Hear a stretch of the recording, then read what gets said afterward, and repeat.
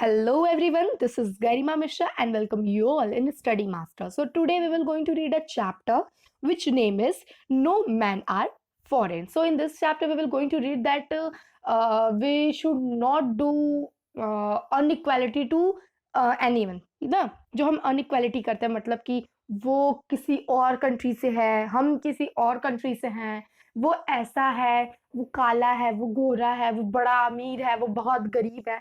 सो हमें ऐसा नहीं करना चाहिए. ठीक है. So no man are foreign. Foreign मतलब बाहरी. ठीक है.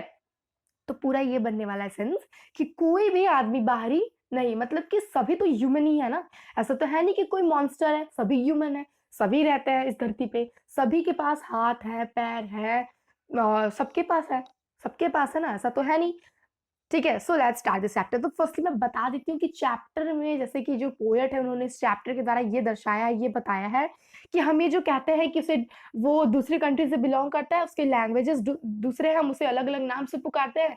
तो भले उसके रूप रंग रेखा अलग अलग हो, भले उसके रहन सहन अलग अलग हो, परंतु वो है तो ह्यूमन ही, है तो इंसान ही. तो ये इतना डिफरेंस क्यों है? Okay. So let's start. Remember, no man are strange, no country is foreign beneath all uniform, a single body breathes like ours. The land our brothers walk upon is earth like this, in which we all shall lie. Okay, so यहाँ पे जो poet है उन्होंने ऐसा कहा है कि ये याद रखो कि कोई भी आदमी, स्ट्रेंज मतलब अजनबी, कोई भी आदमी जो है वो इस अजनबी नहीं है.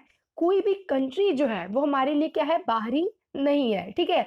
सभी बिल्कुल एक जैसे हैं, सभी मतलब एक ही जैसे हैं और सबकी सबकी एक ही जैसे शरीर है, कोई किसी के डिफरेंट डिफरेंट नहीं है, सबके एक ही जैसे शरीर है और साथ ही साथ सब एक ही धरती पे रहते हैं, सब भाई हैं और सब इसी धरती पे जीते हैं और इसी धरती पे मर जाते हैं. Okay, they too aware of sun and air and water are fed by peaceful harvest by war long winter starved. ठीक है. starved मतलब भूखा. ठीक है. पीसफुल मतलब सुकून या फिर शांति.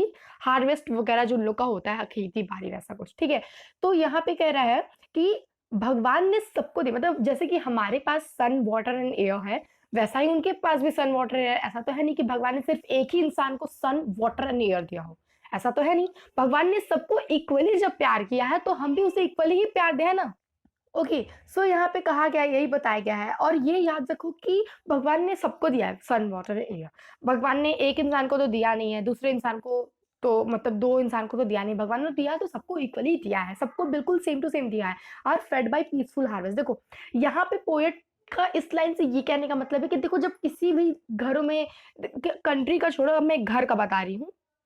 अगर दो घर है, ठीक है, एक घर अगर बड़ी सी जॉइंट फैमिली है और अगर उस घर में लड़ाई होती है तो लोग क्या होते हैं, भूखे प्यासे होते हैं, है ना. वो लोग सिर्फ लड़ते हैं, मतलब सिर्फ जीतने के लिए लड़ते हैं, मतलब कि तुम गलत हो मैं सही हूँ, तुम गलत हो मैं सही हूँ, ये होता है. तो उसमें क्या होता है, लोग भूखे प्यासे रहते हैं, कोई भी ध्यान नहीं रहता है खाने पीने, उस पर कोई ध्यान नहीं रहता है लोग का.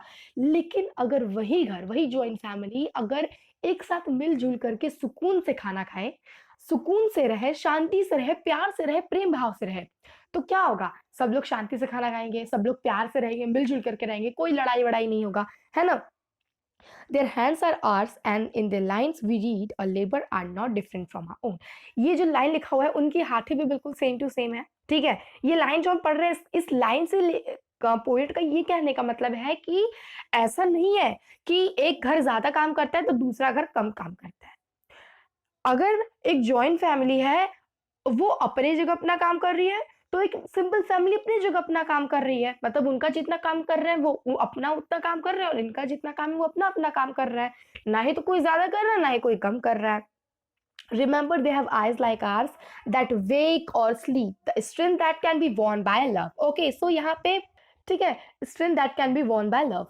So यहाँ पे जो पोएट है वैसा कह रहे हैं कि ये याद रखो कि सबके पास हाथ है, सबके पास पैर है, मतलब सबके पास आंखें हैं, सब सोते हैं, सब उठते हैं. ऐसा तो है नहीं कि कोई सोता ही नहीं है, कोई उठता ही नहीं है, ऐसा तो है नहीं. किसी के पास, मतलब भगवान ने सबको दिया है, हाथ सबको दिए हैं, पैर दिए हैं सबको, आंखें दिए हैं सबको, सबको सेम दिया है. सभी सोते हैं, सभी उठते हैं, सभी खाते हैं, सभी पीते हैं. तो ये डिफरेंस किस चीज का है?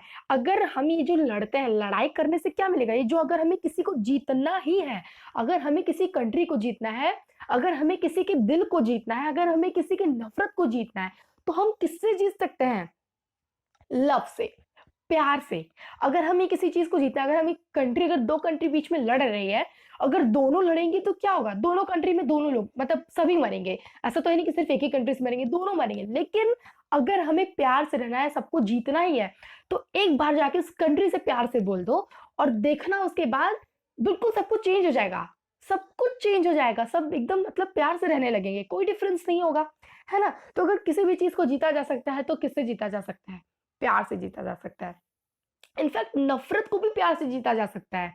Okay, so in every land is common life that can be recognize and understand. हर एक धरती पे, मतलब ये जो धरती है, ये जो लैंड है, इस पे सभी लोग कॉमन लाइफ जीते हैं, सब खाते हैं, सब पीते हैं, सब उठते हैं, सब बैठते हैं। और सभी लोग, मतलब सभी लोग का कुछ ना कुछ तो है, कोई ना कोई ड्यूटी होगा, कोई ना कोई काम होगा, सब लोग अपने काम से पहचाने जाते हैं। Okay, let us remember whenever we told to hate our brother, it is ourselves that we shall dispose better condemn। ठीक है, तो यहाँ पे कह रहा है कि ये याद रखो, जब भी हमें हमसे कहा जाता है कि हम अपने भाइयों से नफरत करें, तो ये हम लोग क्या करते हैं? हम लोग नफरत तो कर रहे हैं, लेकिन उससे क्या कर रहे हैं? हम लोग खुद को धोखा दे रहे हैं, हम लोग खुद से नफरत कर रहे हैं। ठीक है, हम लोग खुद से ईर्ष्या कर रहे हैं, हम लोग उनसे नहीं कर रहे हैं। क्योंकि हमें हमारे स्कूलों में ये सिखाया जाता है कि हमें सबसे प्यार करना चाहिए। तो फिर भी अगर हमारे पेरेंट्स ये कहते हैं, अगर कोई भी हमें ऐसा कहता है कि तुम मुझसे नफरत करो, तुम इससे नफरत करो, तो ये हम खुद से नफरत कर रहे हैं, उससे नहीं कर रहे हैं। ओके, नेक्स्ट है remember who takes arms again each other. और ये याद रखो कि वो हम ही हैं जो एक दूसरे को मार काट रहे हैं, ये हम ही हैं जो एक दूसरे से नफरत कर रहे हैं प्यार के बजाय।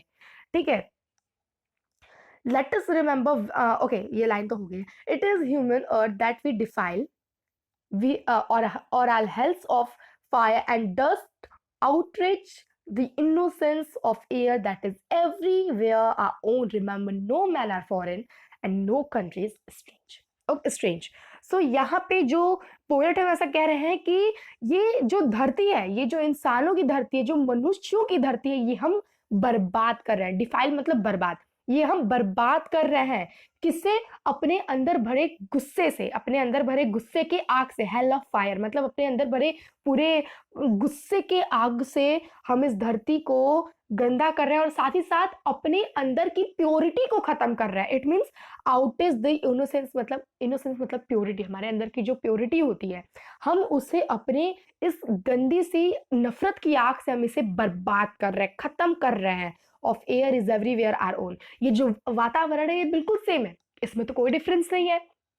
ठीक है, remember no man are foreign, no country is strange. और ये याद रखो कि कोई भी आदमी अजनबी नहीं है और कोई भी कंट्री स्ट्रेंज नहीं है। ठीक है, तो ये याद रखो कि कोई भी आदमी बाहरी नहीं है और कोई भी कंट्री स्ट्रेंज नहीं है। तो लेट्स लव टू एवरीवन, मतलब भले वो अपने रूप से अलग हो, रंग से अलग हो, रेखा से अलग हो, चाहे वो उसे कोई फिजिकल डिसेबिलिटी हो, मेंटल डिसेबिलिटी हो, किसी भी चीज की हो, अगर वो रिच है, पुअर है, सबसे प्यार करो। क्योंकि नफरत करके कुछ मिलने वाला नहीं है। अगर हम प्यार करेंगे तो ये कहलाती है कि हाँ, इट्स संयुक्त, कह सकते हैं कि संयुक्त कंट्री। ठीक है, सो हमें सबसे प्यार करना चाहिए, नफरत वफरत करके कुछ मिलने वाला नहीं है। सो इस पूरे चैप्टर, इस पूरे पोएम में हमें ये समझ में आया है कि हमें सबसे प्यार करना चाहिए। भगवान ने हमें क्या किया है? भगवान ने तो हमें एक समान माना है। भगवान ने तो हमें जो चीजें दी है एक समान दी है। भगवान ने हमें वाटर दिया है, एयर दिया है, शेल्टर दिया, सब कुछ तो दिया है। फिर हम लोग ऐसा क्यों करते हैं? हम लोग जब भगवान ने हमें इक्वल माना है, तो हम लोगों को अनइक्वल क्यों मानते हैं? Okay, so let's love to everyone. और ये जो पोएम है ये लिखा गया है जेम्स केरकप ने, और this poem is seriously too good, and if anyone have doubt in my explanation, so go in my comment section and comment in it। I'm sure मैं क्लियर कर पाऊँ, आई होप मैं क्लियर कर पाऊँ आप लोग की ये जो आप लोग नहीं समझ पा रहे मेरे एक्सप्लेनेशन में, तो आई होप मैं उसे क्लियर कर पाऊँ। एंड अगर इस चैप्टर से, इस पोएम से related and any chapter which you want कि मैं एक्सप्लेन करूँ, सो आप कमेंट सेक्शन में बता सकते हैं। एंड आई एल श्योर कि मैं उस पर ज़रूर वीडियो बनाऊंगी ताकि आप लोग की डाउट्स क्लियर हो सके। ओके, सो तब तक के लिए keep loving and keep watching. Thank you so much.